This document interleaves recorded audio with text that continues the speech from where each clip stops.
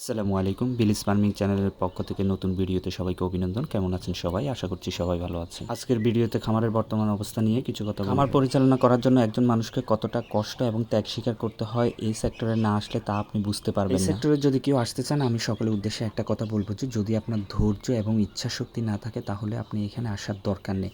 সবচাইতে বড় কথা হচ্ছে যে আপনার যথেষ্ট পরিমাণ ধৈর্য থাকতে হবে। আমাদের সকলের এই কথাটা জানার যে সৎপথে উপার্জন করাটা কতটা কষ্ট। সেটা আমি 100+ হাঁস পালা টার্গেট নিয়েছি। চাইছিলাম যে বাচ্চাগুলো নিজের খামার থেকে প্রোডাকশন নিতে। সবচাইতে দুঃখের বিষয় এই যে বর্তমান বর্ষার সময়ে আপনার ডিম বাচ্চা টিকানো অনেকটা কষ্ট হয়ে যাচ্ছে। একটা জিনিস আমি এই বর্ষাতে লক্ষ্য করলাম, এটা আমার একান্ত ব্যক্তিগত মতামত, সেটা হচ্ছে যে আপনার বর্ষার সময় ডিম বাচ্চা খুব একটা ভালো গ্রোথের আসে। হয়তো বা বাজার থেকে আমাকে বেশ কিছু ডিম বাচ্চা সংগ্রহ করতে হবে, যদিও এটা আমার ইচ্ছার বিরুদ্ধে। এখানে আমি একটা হাঁস থেকে 12 থেকে 13 পিসের মতো বাচ্চা পেলাম। খারাপ সিজনের এই খারাপ সময়টাতে 12 থেকে 13টা বাচ্চা পাওয়া মানে অনেক সৌভাগ্যের বিষয়। কিন্তু এখানে একটা দুঃখের বিষয় আছে যে বাচ্চাগুলো যদি এই গ্রেডের না হয়, অর্থাৎ এই সিজনটা কিন্তু খুব একটা খারাপ।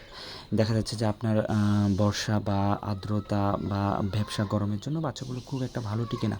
সবচাইতে বড় কথা হচ্ছে যে ডিমের ভেতরে যদি আপনার ডিম যদি বাচ্চা ভালো না হয়, বাচ্চা এই গ্রেডের না হয়, সেক্ষেত্রে কিন্তু বাচ্চা আপনার দেখা যাচ্ছে অনেক মল্টিং হয়ে যায়। বিষয় হচ্ছে যে বর্তমান সময়ে আমি যে ডিমগুলো পাচ্ছি এবং যেগুলো আমি কুচে বসাবো সেগুলো থেকে যদি পরবর্তী সময়ে ভালো রেজাল্ট পাই তাহলে বুঝে নিব যে বর্ষার সময় খুব একটা ভালো গ্রেডের বাচ্চা পাওয়া যায়। বর্ষার সময়টাতে আমার প্রায় 200+ ডিম বাচ্চা আপনার নষ্ট হয়েছে, যেটা হচ্ছে যে একজন খামারি কিংবা উদ্যোক্তার জন্য অত্যন্ত কষ্টের এবং ক্ষতি। দেখা যাক, তারপরেও ধৈর্য ধরে আছে, যদি ভবিষ্যতে ভালো কিছু পাওয়া যায়। এখন ছোট বড় মিলিয়ে প্রায় 90+ আপনার হাঁস আমার কাছে আছে, আর অল্প কিছু পরিমাণে দেশি মুরগিও আছে। আপনাদের খামারের বর্তমান অবস্থা সম্পর্কে আমাকে একটু জানাবেন এবং এই সমস্যাটার কোনো সমাধান থাকলে সেটাও বলবেন। আগে আমার মতো পরিস্থিতিতে সবাইকে পড়তে হয়েছে। এখানে আমার দুটো অসুস্থ হাঁস আছে, একটা হচ্ছে যে আপনার ঘাড় বাঁকা হয়ে গেছে, একটা হচ্ছে যে মোটামুটি সুস্থ। আসলে মায়ের কারণে এদেরকে ফেলে দিতে পারি না, যেহেতু হচ্ছে যে অনেক ছোট ছিল। জীবন যুদ্ধে কিভাবে টিকে আছে দেখেন, কতটা কষ্ট করে তাকে খাবার খেতে হয় প্রতিদিন। কে কোথা থেকে আমার ভিডিও দেখছেন এবং কে কে চীনে হাঁস পালন করেন অবশ্যই কমেন্টসের মাধ্যমে জানাবেন।